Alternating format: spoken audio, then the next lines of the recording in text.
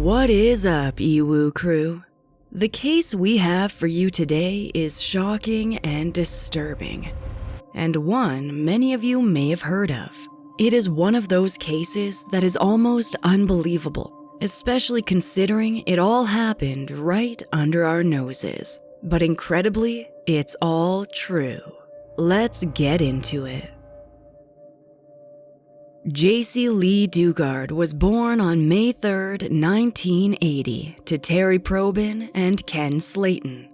However, the relationship between Jaycee's mother and father was short-lived. In fact, Ken had not even known that Terry was pregnant by the time they split.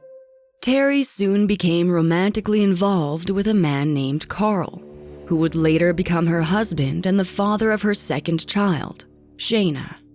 In September of 1990, Terry and Carl decided to move their family from Los Angeles County to the rural town of Mayors, California. They couldn't have known the dark fate that decision would entail for their family. On the morning of June 10th, 1991, near the end of the school year, 11-year-old Jaycee woke and impatiently waited for her mother's good morning hug. The night before, Jaycee had talked with her mother in an effort to emphasize the importance of her mother giving her a proper hug and a kiss before leaving for work. But sadly, Jaycee heard the sound of the front door click shut as her mother left without saying goodbye. Perhaps if Jaycee's mother could have known the tragedy that would strike later that day, she would have hugged Jaycee tightly. Jaycee knew that if she spent any longer lingering in her bed, her stepfather, Carl, would grow impatient with her, especially if she made herself late for the bus. Carl, it seemed to Jaycee, didn't love her as much as her half-sister, Shayna. So, to avoid having to ask Carl for a ride to school, Jaycee went on with her regular morning routine as diligently as she could. Jaycee dressed and matched her t-shirt with a ring that her mother gifted her just 4 years beforehand. The ring was a dainty silver band with a small butterfly shape that matched a birthmark of Jaycee's. Feeling that her stomach had been a bit queasy since she got up, she briefly debated asking Carl if she could stay home for the day. She decided against it, as in her mind, she did not want to do anything that would make him dislike her even more than she felt he already did. Without so much as a proper conversation, Jaycee waved goodbye to Carl and set off on the same walk to the bus stop that she had traveled what felt like thousands of times. Only this time, it would be completely different.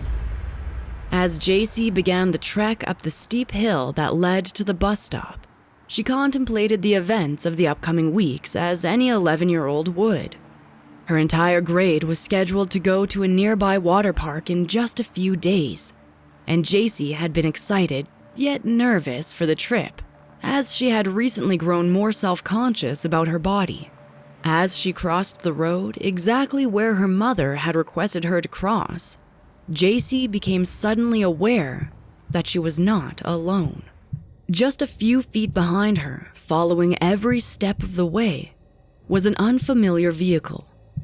Before she had time to react or even realize what the car's presence could mean, it was too late. The driver of the vehicle rolled down his window and Jaycee stopped walking to cautiously approach him. Before she could even answer whatever feigned question he had asked, the man reached for Jaycee. As he did so, he fired a small black stun gun at her, causing her small body to convulse and collapse to the ground. Despite the sudden feeling of being shocked, Jaycee tried everything in her power to get away. Jaycee knew there were bushes behind her and thought that if she could make her way into them, she would be able to free herself and escape this stranger's grasp. Upon her struggle, the man fired the stun gun at her once more before he was able to get a tight grip on her. With one swift movement, the man pulled Jaycee into the car and tossed her into the back seat and down onto the floorboards of the car. A blanket was thrown over her head quickly, and Jaycee was met with the weight of a full-grown adult holding her down. When the car started moving again and the weight of another person was still crushing her, she realized that the man wasn't alone. As quickly as the incident had started, it was over. The man, his accomplice, and Jaycee were gone. The entire incident that changed Jaycee's life forever had reportedly been witnessed by Carl, who had been watching Jaycee walk towards the bus stop that morning. Unbeknownst to Jaycee, the stepfather, who she believed didn't like her, had actually chased her kidnappers on his mountain bike in a panicked effort to catch up with them, but there was nothing he could do. When the kidnapper's car finally came to a proper stop, Jaycee was terrified. She overheard one of the people who had taken her laugh and say, "I can't believe we got away with it." Jaycee had no idea where she was, who she was with, or how she could, if at all possible, go back home to her mother. Jaycee's kidnappers, a man by the name of Philip Garrido and his wife Nancy Garrido, forced Jaycee to shower in their shared home before she was eventually moved. Still terrified and confused, Jaycee was led by Philip into their backyard where there were two separate buildings that were almost identical to each other. The buildings were not large by any means, but they nonetheless were larger than most families' outdoor sheds. Philip led Jaycee into one of the small buildings and removed the blankets that had been used to blindfold her throughout the incident. It was there, Philip instructed, that Jaycee would sleep from now on. Leaving her with no clothes, no blankets, and no sense of where she was, Philip handcuffed her hands behind her back, exited the building, and locked the door behind him. And that is where Jaycee would stay. Day in and day out, Jaycee waited for someone, anyone, to come rescue her. Each time Philip came through the door that stood between her and freedom, Jaycee had trouble discerning between whether she was worried or relieved. Days and nights blurred, and she soon had no concept of how much time had passed. But then, every few days, Philip would come to see Jaycee so that he could assault her in ways that we cannot go into detail here on YouTube. Despite being a child, Jaycee was quick to learn that Philip frequently used drugs like cocaine and speed, and would refer to his inebriated moments as, quote, runs that could last days depending on his supply. During these runs, Philip would move Jaycee from the primary building where she stayed to the one adjacent to it. There, he would keep her to use until the drugs wore off. Outside of the horrific ways in which Philip acted with Jaycee, he spent time brainwashing her into believing that he was her sole protector against the rest of the world. As is the case for most kidnapped children, Stockholm Syndrome caused Jaycee's perception of her kidnapper to be altered, if slightly. When he could, Philip would bring Jaycee fast food and milkshakes, even little kittens because of her love for cats. Despite the affection shown on behalf of both Philip and Nancy, Jaycee knew deep down that her abductors were bad people and that she was not supposed to be with them. Regardless, she relied on both of them for her own survival. As the years went on, Jaycee received more freedoms in her twisted captivity as Philip and Nancy became more confident in their seemingly perfect crime. Nancy eventually confided in Jaycee and even explained to her that Philip had a sex addiction and could almost never be satisfied. Nancy even went so far as to tell Jaycee that they kept her captive so that Philip would not have to hurt any other little girls. As Jaycee grew older, she was able to piece together the information gathered from her captors more coherently. Philip, she understood, was a pedophile. He not only kept photos and videos of himself and Jaycee, he also took pictures of children at parks and other public places for his own entertainment.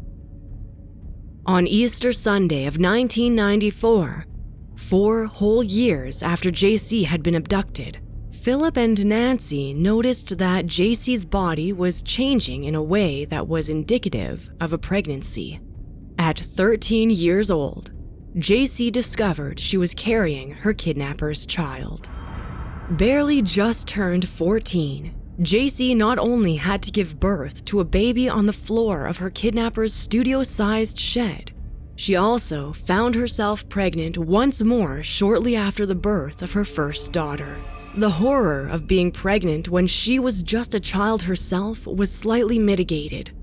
As Jaycee later said, "I felt like I wasn't alone anymore. I had somebody that was mine, and I knew I could never let anything happen to her." With the addition of Jaycee's 2 children, the way that Philip, Nancy, and Jaycee regarded each other changed drastically. In Jaycee's mind, as a result of Philip's constant brainwashing, they were essentially one big family. Philip understood that Jaycee's children would eventually need to attend doctor's visits, school, and other things out of his own control.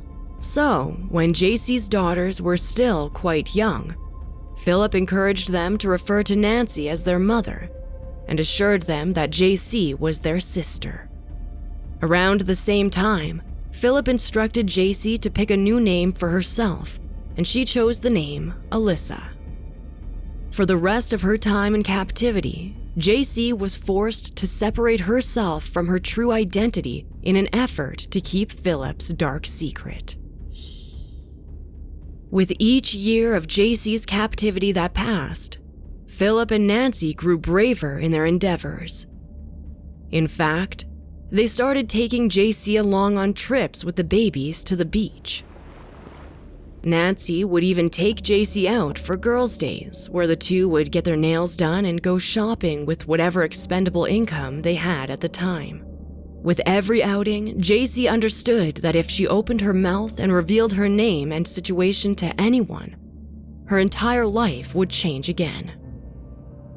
But since she had children who she cared for more than anything else in her life, she refrained from telling anyone or seeking help, as she worried that Philip would take her children away from her.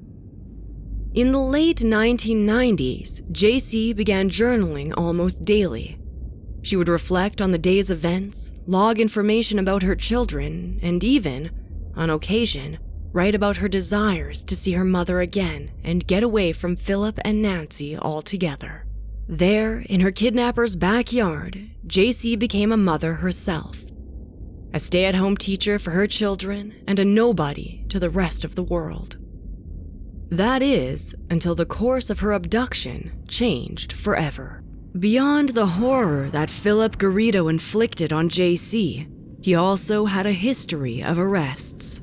In fact, Jaycee had not been the first girl he had kidnapped. Rather, she was the one who lasted the longest. And as a result of his criminal history, Philip was often under the scrutiny of the police. He was arrested frequently during the time that he had been holding Jaycee captive, and the police officers who monitored him had been none the wiser to her being held in his home. In some ways, the police failed to rescue Jaycee, as they didn't put 2 pieces of important information together. When she was first taken, the police didn't notice that Philip had taken her from the exact same location where he had kidnapped and assaulted Catherine Calloway Hall, a crime he had committed 15 years before taking Jaycee. As well, there were other incidents that should have indicated that something peculiar was happening at Philip's residence. In 2002, the fire department came to the home after a child had been reported to have injured their shoulder in Philip's pool, though no children were known to be living with him. As a known pedophile, his parole officer should have been notified Philip was near children, but the information was never shared. As well, a 2006 incident resulted in Philip's neighbors calling the police. They had reported that children were living in tents in the backyard and even called Philip, quote, psychotic. An officer arrived, but after a 30-minute conversation, they left. On any one of these occasions, Jaycee could have been discovered. As a result of Philip's intense drug addiction and use, his strange patterns of thinking escalated quickly as he aged. Philip was certain that he could invent a system that would allow for other people to hear what he was thinking, as he believed himself to be a chosen servant of God. Philip would often go on raging rants about his beliefs, and Jaycee worked hard to keep her children safe from him when he would grow upset. Philip had spent numerous hours thinking over his feelings about religion and sexuality. Over and over again, he would write his ideas down, tear the paper up, and rewrite until he believed he had it perfect. On August 24th, 2009, Philip decided that he was ready to let law enforcement know that he had worked for years to try to cure his criminal behaviors so that others could be cured too. He had written a 4-page manifesto explaining how he managed to, quote, control human impulses that drive humans to commit dysfunctional acts. On that same day, he decided to take the essay to a University of California police office and made an appointment to do so the following morning. That appointment went south quickly, as he had brought his 2 daughters along with him. When officers ran a background check on Philip, they realized he was a registered sex offender and he was effectively violating his parole by being in the presence of minors. Philip assured everyone that the girls were the children of a relative and that they had permission to be in his company at the time. One of the officers present noticed that the 2 young girls were pale. So pale it seemed that they had not often been allowed in any form of sunlight. As well, their behavior appeared odd to him.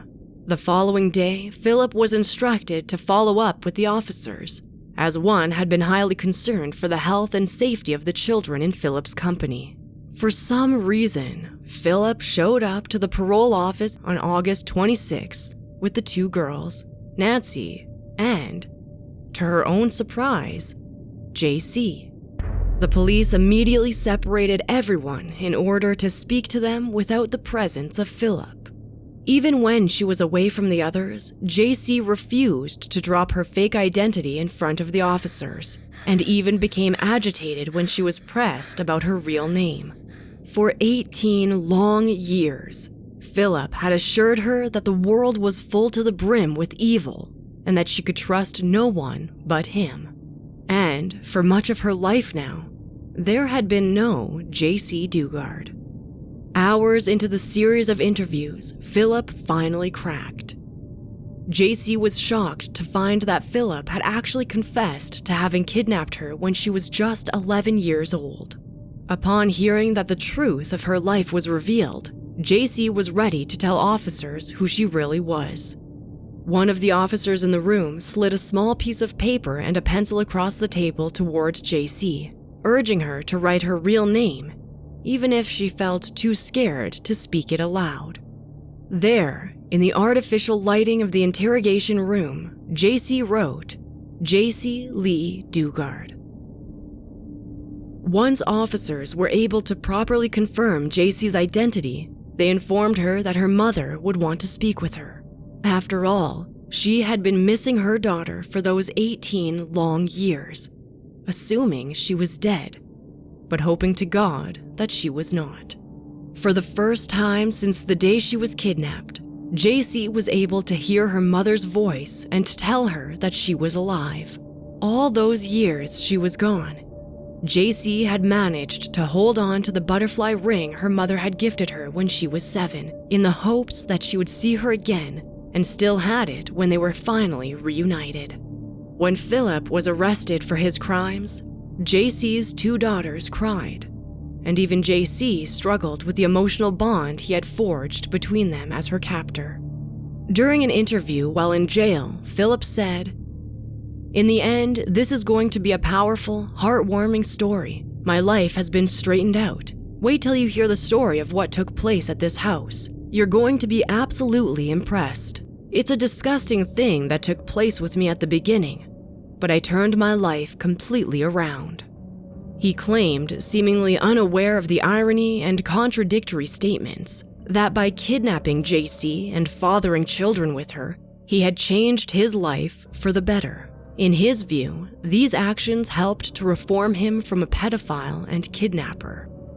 In April of 2011, Philip and Nancy Garrido pled guilty to kidnapping and assault by force. By June of the same year, Philip was sentenced to 431 years to life imprisonment, and Nancy received 36 years to life imprisonment. Jaycee did not attend Philip and Nancy's sentencing. Instead, she had her mother read a statement from her aloud to the courtroom. Jaycee said, quote, "To you, Philip, I say, I hated every second of every day of 18 years because of you. To you, Nancy, I have nothing to say.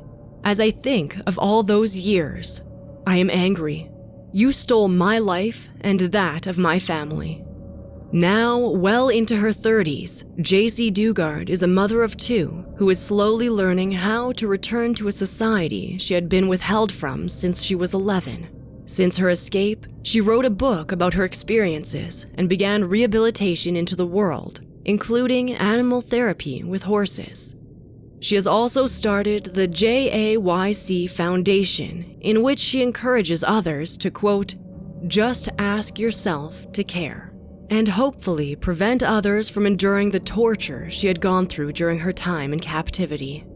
If there is one thing to be taken away from Jaycee's story, it is this: strangers are lurking behind every corner. Keep an eye out for them to protect yourself and others.